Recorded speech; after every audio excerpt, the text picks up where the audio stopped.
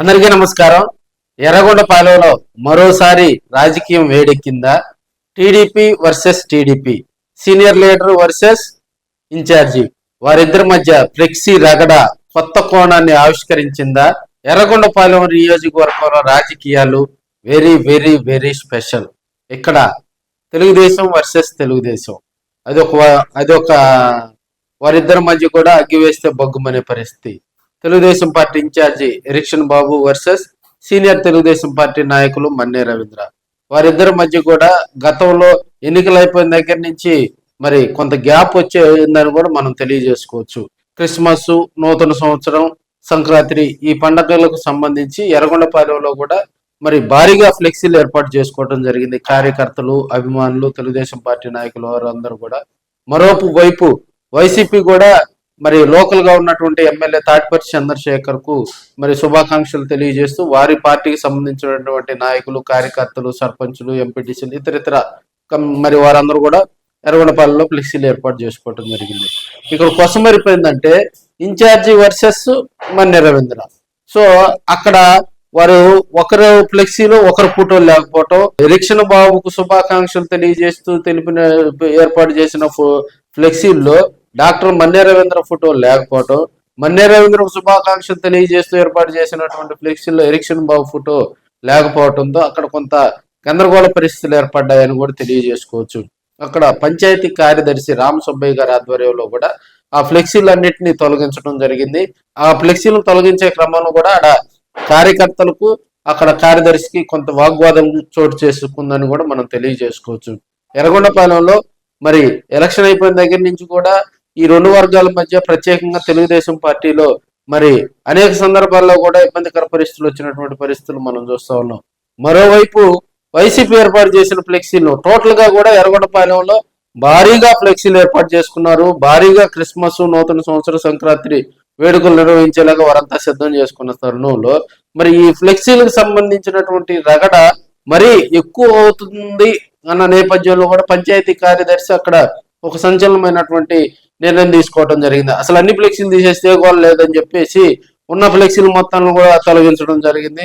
Flexi లేకుండా కూడా ఎర్రగొండపాలెంలో మరి అటు తెలుగుదేశం పార్టీ కానీ ఇటు వైసీపీ కానీ ఫ్లెక్సీలు మొత్తాన్ని కూడా తీసివేయటం జరిగింది. అయితే ఇక్కడ జరిగినటువంటి సన్నివేశాన్ని తన అనుకూల మీడియాలో కూడా కొంతమంది మరి ఎరిక్షన్ బాబు ఆధ్వర్యంలో ఫ్లెక్సీలు తొలగించడం జరిగింది. కేవలం డాక్టర్ మన్నే రవీంద్ర ఫ్లెక్సీలు తొలగించారని కొన్ని మీడియాలో ప్రచారం చేయడం జరిగింది.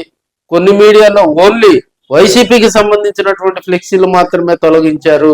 మరి కక్షపూరితంగా వైసీపీ ఫ్లెక్సీలు తొలగించారు, ముందు తెలుగుదేశం పార్టీలో ఒక వర్గం ఫ్లెక్సీలు తొలగించారని ఇది ఇంకొక అనుకూల మీడియాలో కూడా వార్తలు రావటం ఎర్రగొండపాలెం రాజకీయాలు కలిసివేస్తుందని కూడా మనం తెలియజేసుకోవచ్చు. మనం చెప్పేది ఒకటి, వార్తను వార్తలాగా ప్రచురించండి. ఇక్కడ విజువల్లో కనుక చూస్తే ఫ్లెక్సీలు మొత్తం తీసేస్తున్నటువంటి విజువల్స్ మనకి ప్రత్యేకంగా కూడా కనిపిస్తూ ఉన్నాయి.